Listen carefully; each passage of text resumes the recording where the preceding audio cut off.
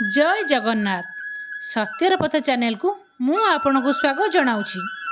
आज श्रीमंदिर सिंहद्वार सम्मुखें शोभा पाउथिबा अरुण स्तंभ विषय किछि जानिबा।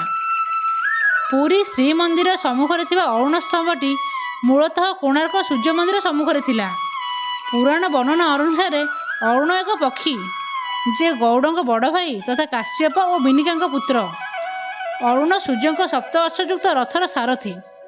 1258 मसीह कोणार्क मंदिर निर्माण समय राजा लांगुला नरसिंह देव यही स्तंभ कोणार्क मंदिर सम्मुखें स्थापन करथिले।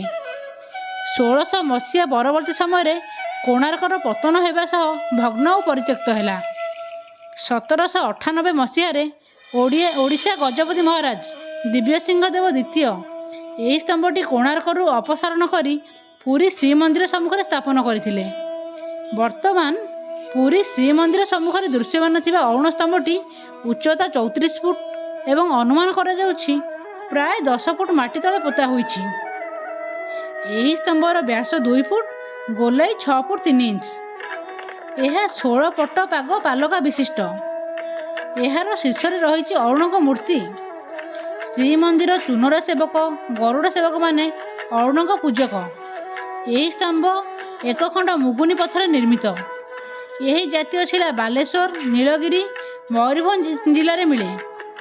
कोणार्क निर्माण समय ए विराट पत्थर खंड किभली एते दूर आसला ए कथा प्रभु जगन्नाथ ही कहि परिबे।